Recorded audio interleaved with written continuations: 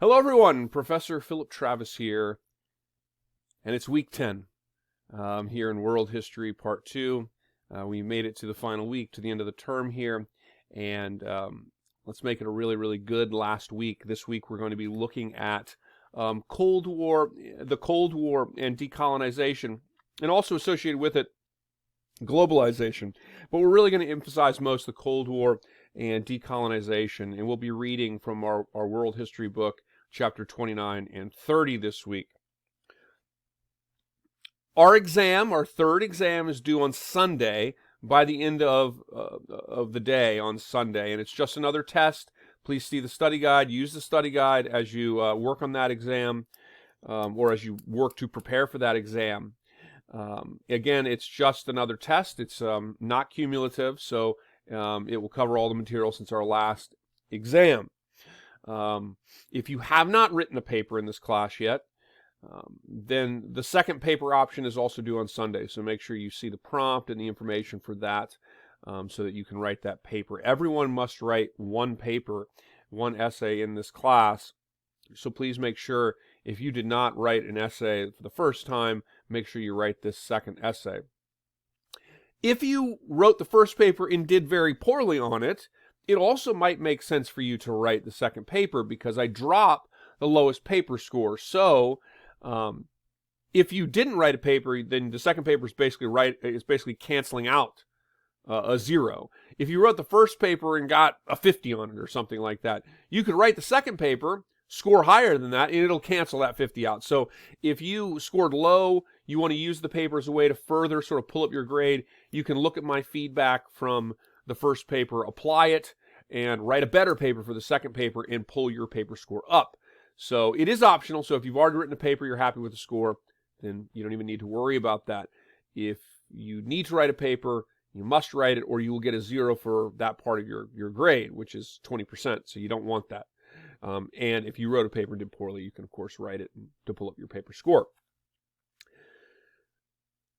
So let's get right to the factoid for this week. This week we're looking at the Cold War and the era of decolonization. Decolonization, so to give us an idea here, of course,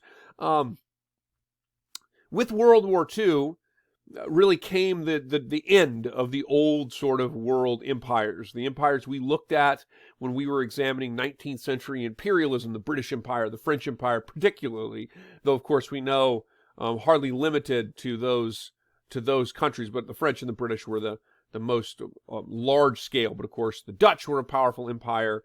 We know, of course, even though Spain deteriorated as an empire before the 20th century, but Spain, Portugal still had colonies. Of course, Germany had colonies before the First World War. The United States had colonies, and after World War II, actually, the United States' primary colony, the Philippines, the United States granted the Philippines independence on July 4th, 1946. And the year July 4th, 1946 was actually intentional.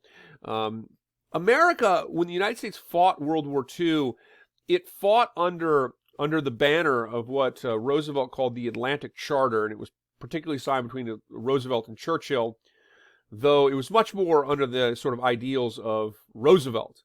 And the goal of the Atlantic Charter was to make World War II a war that was really more, or a conflict that was more than anything else being fought for the principles of human rights, individual rights, and the rights of peoples to not simply be free of oppression, but to have a right to determine their own governments. Okay, to be free from authoritarian or outside colonial or imperial control.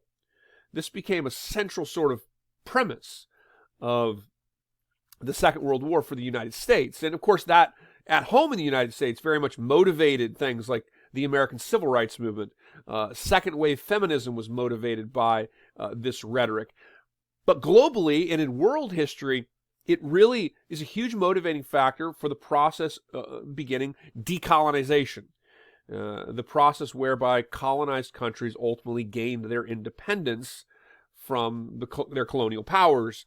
The United States tried to make a symbolic gesture by granting the Philippines independence on July 4th, 1946, but the process of decolonization for your other major powers, the British and the French particularly, the Japanese Empire, of course, was defeated. But the experience of decolonization was quite mixed. In some cases, European imperial powers just left and did almost nothing to assist the colonial state in sort of its transition into self-government. In other cases, like with the case of France and Indochina, Vietnam, Laos, and Cambodia, or France and Algeria, or the British in Malaysia, you witnessed violent and destructive conflicts in the process of independence. And so we'll also be looking at this in this class. And I'm going to get to the factoid in a little bit. The factoid relates to the image you see here.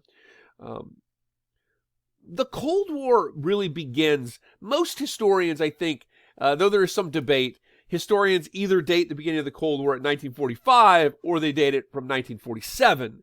I think the most widely accepted date of the beginning of the Cold War is 1947, because 1947 is when the United States created the Truman Doctrine, which basically was the beginning of its containment policy, which was the policy to contain the expansion of communism in the world. So most historians would date the Cold War beginning in 1947. The Cold War is a unique era in history. It is not, now, what does it mean to have a Cold War? It means that it's a war where two powers have a standoff, right?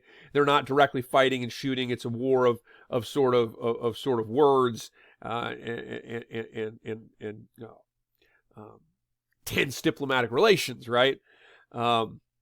Though during the Cold War, as the two major powers, the United States and the Soviet Union, vied for influence in the world, they fought in direct conflicts across the developing world.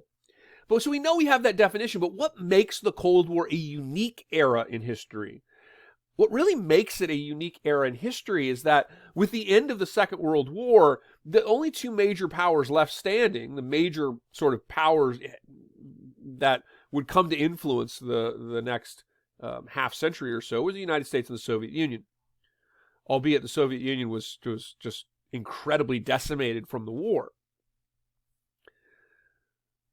The Cold War is unique because it refers to a historical era of global bipolarity where you have two major hegemonic powers, the United States and its allies, particularly in places like Western Europe, Japan, Australia, so forth, the Soviet Union and its allies, many of them being occupied states in Central and Eastern Europe, East Germany, Poland, so forth, which is a huge reason for the beginning of the Cold War, by the way, which is the occupation of those Eastern European countries at the end of the war by the Soviet Union, because it refuted the very principle of the Atlantic Charter that the United States was and its allies were really fighting for, but particularly the United States, which was the right of countries like Hungary, for example, to have self-determination to determine their own governments through fair elections. But the Cold War is unique because it is a period of global bipolarity. The Soviet Union and the United States during the Cold War are not engaged in active and open trade relationships, diplomatic relationships, or economic relationships. There's some limited engagement when it's necessary, but effectively, the two powers were sort of vying to influence, to create spheres of influence in the world, rather than both of the sides sort of participating in a singular world system. Today, all countries of the world, more or less, with the exception of a few small ones, like North Korea, for example, all countries in the world today participate in a global world system.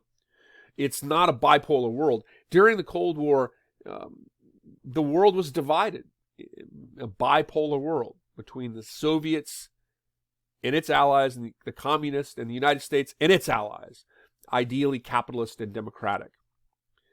And so the world was sort of divided between these two powers, rather than having a single world system. So what makes the Cold War unique is that status of global bipolarity, really. Now, here's the factoid. This is too long already, so I apologize, but the factoid you'll find interesting. The photo that you see here is a photo from Las Vegas, Nevada, and what you see in the background is an atomic weapons test. At the end of World War II, I mentioned that the occupation by the Soviets of much of Eastern Europe was a big motivating factor for the beginning of the Cold War, It was one of the controversies leading to the Cold War. Another controversy leading to the Cold War was the atomic weapon and the atomic weapons monopoly possessed by the United States. So the United States, of course, was the only country at the end of World War II to possess this weapon.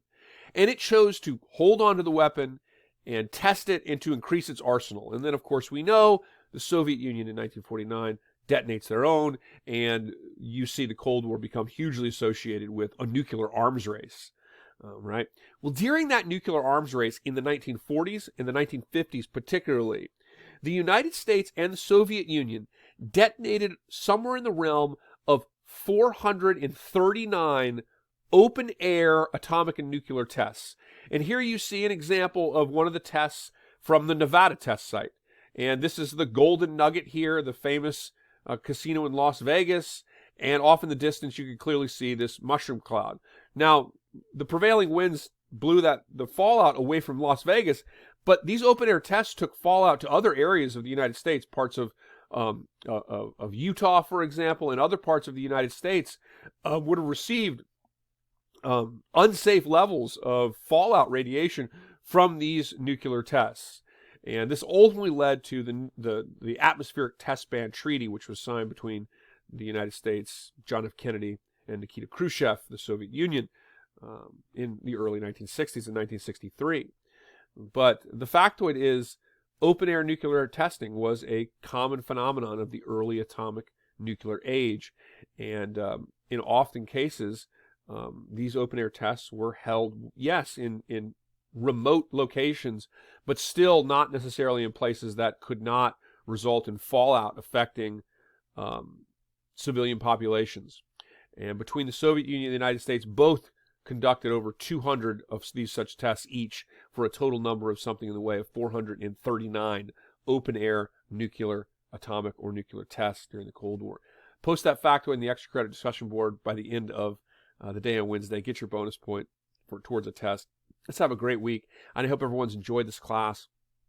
I hope to see some of you in a class of mine in the future, and I hope you really had a good time in this class. I hope it's been thought-provoking, and I look forward to hopefully seeing some of you in a class of mine in the future. So have a great week. Email me if you have any questions, and I will see you in the discussion board this week.